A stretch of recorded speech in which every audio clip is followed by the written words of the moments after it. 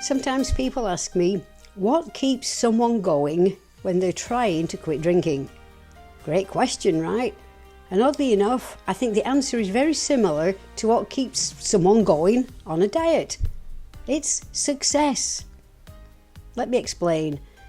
Imagine you've decided to lose weight. The first few days can be difficult. You're saying no to things you normally eat. You're paying attention to portion sizes. You're making different choices. And for a little while, it can feel like you're doing all of this work for nothing. But then you step on the scale. Maybe you've lost 2 pounds and suddenly something changes. You think, well, this might actually be working. A month later, you've lost 8 pounds and you're even more motivated. The success creates momentum. The results make the effort feel worthwhile. And I think quitting drinking works in a very similar way. At first, people often focus on what they're giving up. The wine, the beer, the nightly routine, the temporary escape. But then something starts happening. You wake up feeling a little better. You sleep more deeply. You feel less anxious. You stop waking up with regret. You keep a promise to yourself. Then you do it again and again. And every sober day becomes evidence. Evidence that you're capable. Evidence that change is possible. Evidence that you can trust yourself again. And the success creates momentum, just like it does with weight loss. But here's where I think the comparison becomes interesting. I actually think losing weight is harder than quitting drinking. Now I know some people will disagree with me, but hear me out. If you're trying to lose weight, you still have to eat every single day. You have to keep making decisions about food.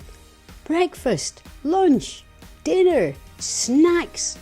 What restaurant are we going to go to? The celebrations, the vacations.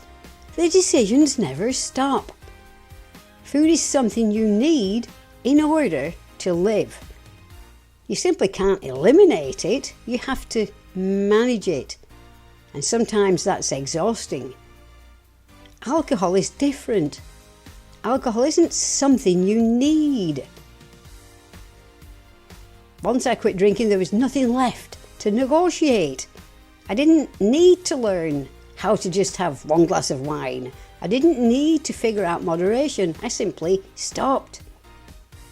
And the longer I stayed sober, the easier that decision became.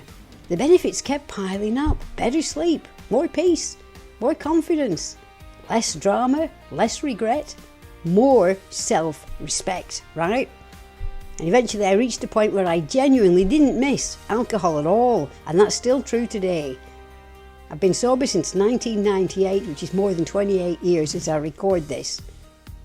I don't spend my days wishing I could drink. I certainly don't feel deprived, and I don't feel like I'm missing out. But I still have to think about what I'm eating, and I still have to pay attention to my weight. I still have to make choices around food. That's often why I say that for me, losing weight has been harder than staying sober. Not because alcohol wasn't a serious problem, it was. But because dieting asks you to manage something you must keep doing. Quitting drinking asks you to stop doing something you never needed in the first place. Now, if you're early in your sobriety journey, you may be thinking, it doesn't feel easy. And that's completely understandable. You know, the early days can be challenging, the habit is strong, the routine feels automatic, and the cravings can be convincing. But every sober day gives you something valuable. Proof. Proof that you're stronger than you thought. Proof that change is possible. Proof that your future doesn't have to look exactly like your past. And those small wins matter because success creates motivation. Success creates confidence. Success creates the momentum. 1 sober day becomes 2, 2 becomes a week, and a week becomes a month before you know it. A month becomes a new version of your life.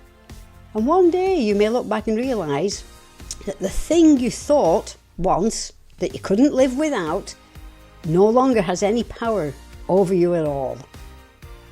I'm Susan Gast with Live Better Sober and the Somatic Marker Method.